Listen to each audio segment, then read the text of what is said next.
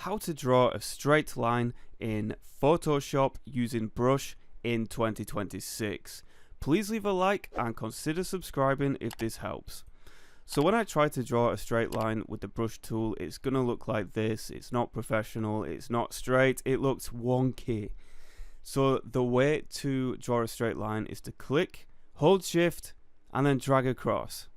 When you're holding the shift key, this basically locks your brush tool into the y-axis, the x-axis, whatever. It just goes straight across.